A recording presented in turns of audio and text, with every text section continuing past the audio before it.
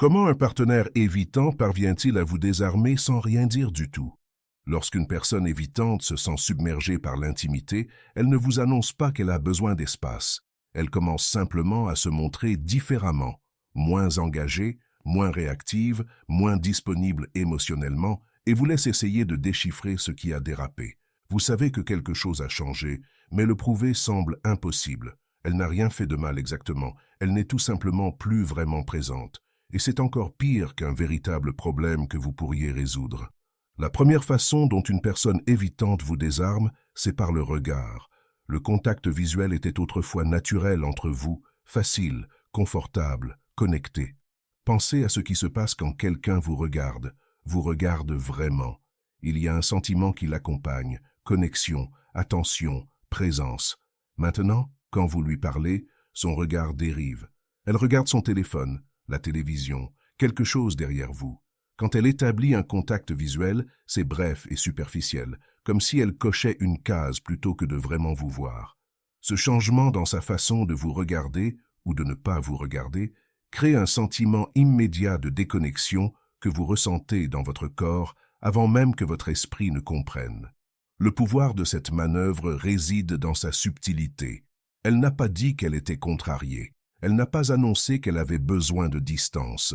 Elle ne croise simplement plus votre regard comme avant, et cette absence de connexion visuelle s'enregistre comme un rejet. Votre cerveau interprète l'absence de contact visuel comme du désintérêt ou de l'inconfort, ce qui déclenche l'anxiété. Vous commencez à vous demander ce que vous avez fait de mal, pourquoi elle ne peut plus vous regarder, ce qui a changé. Pendant ce temps, la personne évitante a réussi à créer un espace émotionnel sans avoir à s'expliquer ni à engager une conversation difficile sur ses besoins. Cela fonctionne parce que les êtres humains s'appuient énormément sur le contact visuel pour évaluer la sécurité émotionnelle dans les relations. Quand quelqu'un cesse d'offrir cette connexion, cela déstabilise votre sentiment de sécurité avec cette personne. Vous ne pouvez pas confronter l'absence de contact visuel sans paraître mesquin ou paranoïaque. Pourquoi tu ne me regardes plus semble être une réaction excessive à quelque chose de minime. Mais le sentiment que cela crée n'a rien de minime. C'est la prise de conscience grandissante que l'intimité se retire et vous n'avez aucune idée pourquoi. L'espace physique fonctionne selon le même principe. Votre corps sait quand quelqu'un est proche et quand il ne l'est pas. La distance entre deux personnes n'est pas seulement physique, elle véhicule une signification émotionnelle. Quand quelqu'un qui se tenait près de vous commence à maintenir plus d'espace, ce changement communique quelque chose, même si rien n'est dit à voix haute. Une personne évitante n'annonce pas qu'elle crée de la distance. Elle commence simplement à occuper l'espace différemment. Elle s'asseyait à côté de vous sur le canapé. Maintenant, elle choisit l'extrémité opposée ou un fauteuil complètement différent. Elle se tenait près de vous quand vous parliez dans la cuisine. Maintenant, il y a toujours un comptoir ou une table entre vous. Elle dormait blottie vers vous dans le lit. Maintenant, elle fait face au mur, prétextant qu'elle dort mieux ainsi. Chacun de ces ajustements semble mineur isolément. Mais ensemble, ils forment un schéma de retrait que votre corps reconnaît même quand votre esprit tente de le rationaliser. La proximité physique est un langage de connexion. Quand quelqu'un commence à augmenter systématiquement l'espace entre vous, il communique un retrait sans mots. La personne évitante le sait, consciemment ou non. Elle gère son exposition à l'intimité en contrôlant la proximité physique. Ce qui rend cette tactique efficace, c'est qu'elle est progressive et niable. Si vous le signalez, elle peut facilement écarter votre inquiétude. Je suis juste là. Quel est le problème? Et techniquement, elle est présente. Elle n'a pas quitté la maison ni mis fin à la relation. Elle est simplement présente à une plus grande distance maintenant, ce qui lui donne l'espace qu'elle veut, tout en vous faisant sentir déraisonnable de le remarquer ou de vous en soucier. Vous finissez par vous demander si vous n'êtes pas trop sensible à quelque chose qui ne devrait pas avoir d'importance. La distance physique affecte également la façon dont vous interagissez en public ou dans des contextes sociaux. Une personne évitante en retrait se positionnera loin de vous-même quand vous sortez ensemble. Lors d'une fête, elle dérivera vers un groupe de conversation différent. Au restaurant, elle pourrait s'asseoir en face de vous plutôt qu'à côté. En marchant dans la rue, elle maintient un écart qui indique clairement que vous n'êtes pas vraiment ensemble, même si vous êtes arrivés en couple. Ces mouvements de distanciation publique ajoutent une couche supplémentaire de confusion et de blessure. C'est une chose de ressentir la distance en privé, mais quand une personne évitante crée un espace physique devant les autres, cela envoie un message sur la façon dont elle veut être perçue par rapport à vous. Elle ne vous revendique pas comme partenaire par la proximité et le langage corporel. Au lieu de cela, elle maintient l'indépendance et la séparation, ce qui vous fait sentir encore plus incertain de votre position. Le toucher suit le même schéma. Pensez à la façon dont le toucher fonctionne dans les relations. Ce n'est pas seulement physique, c'est une communication constante de bas niveau d'affection, d'intérêt et de connexion. Les petits contacts tout au long de la journée renforcent le lien entre deux personnes. Quand ces contacts disparaissent, le lien s'affaiblit, même si rien d'autre n'a changé. Les personnes évitantes ne s'assoient pas pour vous dire qu'elles ont besoin de moins de contacts physiques. Elles cessent simplement de l'initier. Les contacts occasionnels qui se produisaient tout au long de la journée, une main dans votre dos, des doigts effleurant votre bras, un baiser rapide en passant dans le couloir, disparaissent lentement. Quand vous initiez le contact, elles ne le rejettent pas exactement, mais elles ne le reçoivent pas pleinement non plus. Elles peuvent se raidir légèrement ou se retirer après un bref moment, ou rediriger l'interaction vers quelque chose d'autre qui ne nécessite pas de contact physique. Ce retrait du toucher crée un type spécifique de solitude. Vous êtes avec quelqu'un, mais vous ne pouvez pas l'atteindre. La barrière physique qu'elle a érigée vous fait sentir isolé, même quand elle est dans la même pièce. Et parce qu'elle ne refuse pas explicitement votre contact, elle n'y répond simplement pas ou ne le maintient pas, vous ne pouvez pas la confronter sans paraître nécessiteux ou exigeant. La personne évitante maintient le contrôle en vous gardant à distance tout en n'ayant jamais à admettre que c'est ce qu'elle fait. L'absence de toucher vous fait également douter de vous-même. Vous commencez à vous demander si vous la touchez trop, si vous êtes collant, si votre besoin d'affection physique est excessif. Le retrait silencieux du toucher par la personne évitante fait peser sur vous la responsabilité d'accepter la distance ou de risquer de paraître désespéré en continuant à tendre la main vers quelqu'un qui recule clairement. La conversation change d'une manière difficile à cerner, mais impossible à ignorer. Voici comment fonctionne la communication. Il ne s'agit pas seulement d'échanger des informations. Il s'agit d'engagement, d'intérêt, de présence émotionnelle. Quand quelqu'un est vraiment présent dans une conversation, vous pouvez le sentir. Quand il ne l'est pas, vous pouvez aussi le sentir, même s'il dit tous les bons mots. Les réponses d'une personne évitante deviennent plus courtes. Là où elles développaient auparavant, maintenant, elles vous donnent des réponses d'un mot ou de brèves confirmations. Comment s'est passée ta journée menait autrefois à une vraie conversation. Maintenant, cela obtient « bien » ou « ça va » sans rien d'autre offert. Elle répond toujours à vos questions, donc, techniquement, elle communique. Mais la qualité de cette communication a chuté de façon vertigineuse et le contenu émotionnel a complètement disparu. Elle cesse également de poser des questions. L'intérêt pour votre vie, vos pensées, vos sentiments, tout cela s'estompe. Elle n'est pas impolie à ce sujet. Elle cesse simplement d'être curieuse. Les conversations deviennent à sens unique, vous faisant la plupart du temps parler et elle offrant un engagement minimal en retour. Cela crée une dynamique épuisante où vous essayez constamment de maintenir la connexion par la conversation pendant qu'elle navigue avec le strict minimum. Le timing de ces réponses change également. Elle répondait aux messages relativement rapidement. Maintenant, des heures passent avant que vous n'ayez de ces nouvelles. Elle répond toujours finalement, donc elle ne vous a pas complètement ignoré. Mais le délai envoie un message. Vous n'êtes pas une priorité en ce moment. Tout ce qu'elle fait d'autre importe plus que maintenir une communication rapide avec vous. Ce ralentissement du temps de réponse est une autre façon dont les personnes évitantes créent de la distance sans avoir à établir verbalement des limites. Ce qui change le plus visiblement, c'est la profondeur de la conversation. Une personne évitante en mode retrait garde tout superficiel. Elle parlera du travail, de la logistique, de ce qu'il y a pour le dîner. Tout ce qui ne nécessite pas de vulnérabilité émotionnelle ou de partage plus profond. Quand vous essayez d'orienter la conversation vers les sentiments, les sujets relationnels ou quoi que ce soit de significatif, elle dévie ou se ferme. Elle peut changer de sujet, donner une réponse désinvolte ou prétendre qu'elle ne veut pas entrez là-dedans maintenant. Cet évitement de la profondeur vous garde exclu de son monde intérieur. Vous n'avez aucune idée de ce qu'elle pense ou ressent réellement parce qu'elle ne le partagera pas. La relation n'existe que dans les eaux peu profondes, et toute tentative d'aller plus profond est bloquée. Vous vous retrouvez à avoir les mêmes conversations vides encore et encore, incapable d'aborder ce qui se passe réellement entre vous parce que la personne évitante ne s'engagera dans rien de réel. Le niveau d'énergie est un autre signal silencieux dévastateur dans sa simplicité.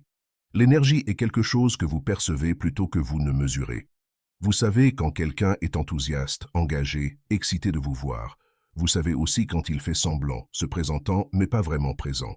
Ce changement d'énergie est l'un des signes les plus clairs qu'une personne évitante se retire.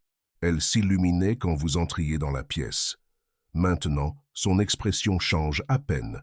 Elle faisait des projets avec enthousiasme, parlant des choses que vous feriez ensemble et des endroits où vous iriez. Maintenant, quand vous suggérez quelque chose, elle répond avec un accord tiède ou des « peut-être » vagues qui ne se solidifient jamais en plan réel. L'étincelle qui existait entre vous s'est estompée et c'est elle qui a baissé le curseur. Cette baisse d'énergie fait que chaque interaction semble plate. Vous apportez tout votre être à la relation et elle en apporte peut-être 30%. Ce déséquilibre est épuisant. Vous commencez à travailler plus dur pour générer l'énergie qui venait naturellement des deux auparavant, ce qui ne fait que souligner à quel point elle s'est désengagée. La personne évitante n'a pas à dire qu'elle perd son intérêt. Son niveau d'énergie le diffuse clairement. Ce qui rend cela particulièrement désarmant, c'est que l'énergie n'est pas quelque chose que vous pouvez exiger ou négocier. Vous ne pouvez pas dire à quelqu'un d'être plus enthousiaste à votre sujet. Soit il l'est, soit il ne l'est pas. Donc, quand l'énergie d'une personne évitante chute, vous n'avez aucun recours. Le signaler vous fait paraître peu sûr de vous ou exigeant. L'ignorer signifie accepter une relation qui semble de plus en plus vide. La personne évitante vous a mis dans une position où il n'y a pas de bon mouvement à faire. La disponibilité devient restreinte de manière qui semblent arbitraires, mais ne le sont pas. La disponibilité concerne plus que la simple présence physique. Il s'agit d'être émotionnellement accessible, ouvert à la connexion, disposé à s'engager. Quand une personne évitante commence à limiter sa disponibilité, elle contrôle combien d'accès vous avez à elle et quand. Elle était flexible sur le fait de passer du temps ensemble. Maintenant, elle est soudainement occupée avec des choses qui ne prenaient pas autant de place dans son emploi du temps. Le travail demande plus d'attention, les loisirs deviennent non négociables. Le temps avec les amis est prioritaire. Aucune de ces choses n'est intrinsèquement mauvaise, mais le schéma est clair. Elle remplit son emploi du temps d'une manière qui laisse moins de place pour vous. Quand vous passez du temps ensemble, il y a souvent une limite de temps maintenant. Elle peut traîner, mais seulement pendant quelques heures, parce qu'elle a quelque chose d'autre après. Elle peut vous voir ce soir, mais elle doit partir à 9 heures. Ces restrictions n'étaient pas là avant, où elles étaient flexibles. Maintenant, elles sont fermes, et toute tentative de prolonger le temps ensemble est accueillie avec résistance ou excuse. Cette disponibilité contrôlée vous garde à distance tout en maintenant l'apparence d'une relation. La personne évitante se présente toujours, vous voit toujours, est toujours techniquement présente dans votre vie. Mais la qualité et la quantité de cette présence ont été soigneusement limitées à un niveau qu'elle peut gérer sans se sentir submergée. Vous vous retrouvez avec juste assez de contact pour maintenir la relation, mais pas assez pour satisfaire vos besoins réels de connexion. La partie vraiment difficile est que quand vous obtenez son temps, on a souvent l'impression qu'elle compte les minutes jusqu'à ce qu'elle puisse partir. Son attention est divisée. Elle est présente, mais aussi déjà mentalement partie, pensant à ce qui vient ensuite. Vous pouvez sentir qu'elle endure le temps ensemble plutôt que d'en profiter, ce qui vous fait sentir comme un fardeau plutôt qu'un partenaire avec qui elle veut être. La planification future disparaît presque entièrement. Les plans sont la façon dont les gens signalent l'investissement dans une relation. Quand vous parlez de l'avenir ensemble, que ce soit le week-end prochain ou l'année prochaine, vous affirmez que la relation a une continuité, que vous la voyez durer. Quand quelqu'un cesse de faire des plans avec vous, il signale le contraire. Une personne évitante cesse de suggérer des activités futures. Elle proposait des voyages, des événements, des choses que vous feriez ensemble plus tard. Maintenant, quand vous évoquez des plans futurs, elle est évasive. « On verra » devient sa réponse par défaut. Voyons au fur et à mesure signifie qu'elle ne veut pas s'engager à quoi que ce soit. Je ne suis pas sûr de mon emploi du temps pour l'instant est un code pour je ne veux pas m'engager à passer du temps avec toi à l'avance. Cette absence de planification future vous maintient dans un état d'incertitude quant à la direction de la relation. Vous ne pouvez rien construire parce qu'elle n'acceptera rien. Chaque plan devient une négociation, et même quand elle accepte quelque chose, il y a souvent une annulation ou un changement de dernière minute. Le message est clair, elle n'investit pas dans un avenir avec vous. Elle gère le moment présent, vous donnant juste assez pour vous garder dans les parages sans vraiment s'engager vers un élan futur. L'absence de planification future signifie également que vous ne pouvez pas discuter de sujets relationnels plus profonds. Emménager ensemble, rencontrer les familles respectives, faire un plus grand voyage, prendre n'importe quel type d'engagement, tout cela nécessite de la planification et la personne évitante ne s'y engagera pas. Elle ferme ses conversations en les évitant entièrement ou en donnant des réponses si vagues qu'elles sont dénuées de sens. Vous vous retrouvez dans les limbes relationnels, incapable d'avancer parce que votre partenaire ne discutera pas de ce à quoi ressemble même l'avenir. L'affection devient transactionnelle et conditionnelle. L'affection circulait librement entre vous. Maintenant, on a l'impression que c'est quelque chose que la personne évitante rationne soigneusement, le distribuant en quantité contrôlée quand c'est absolument nécessaire. Elle est affectueuse quand elle veut quelque chose, du sexe, une faveur, pour lisser une situation où elle se sent coupable de sa distance. Mais en dehors de ces contextes spécifiques, la chaleur disparaît. Cela crée une dynamique déroutante où vous obtenez des aperçus de la personne qu'elle était, ce qui maintient l'espoir vivant que les choses reviendront à la normale. Elle aura des moments de proximité, généralement déclenchés par quelque chose dont elle a besoin, et vous penserez peut-être qu'elle revient. Puis dès qu'elle obtient ce qu'elle voulait, la distance revient. L'affection était un outil, pas une expression authentique de sentiment. Vous commencez à remarquer des schémas dans les moments où elle est chaleureuse par rapport à ceux où elle est froide. La chaleur apparaît stratégiquement, presque comme sur des roulettes, chaque fois qu'elle sent que vous êtes sur le point de vous retirer ou de la confronter au sujet de la distance. Une soudaine explosion d'attention et d'affection vous ramène, vous rassure qu'elle se soucie toujours, vous garde investi. Puis, une fois que vous êtes à nouveau installé, elle se retire à sa distance confortable.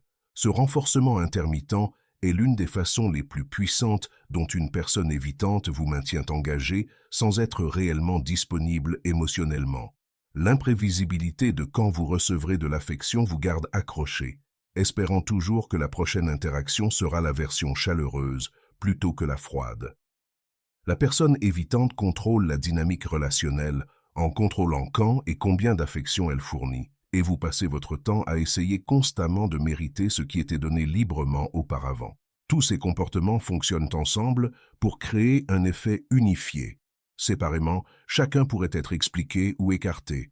Le manque de contact visuel pourrait être du stress. La distance physique pourrait être une coïncidence. Les messages plus courts pourraient être dus à l'occupation. Mais quand vous prenez du recul et regardez tout cela se produire simultanément, le schéma devient indéniable. La personne évitante démantèle systématiquement l'intimité sans jamais avoir à annoncer ce qu'elle fait. Ce retrait coordonné est ce qui le rend si désarmant.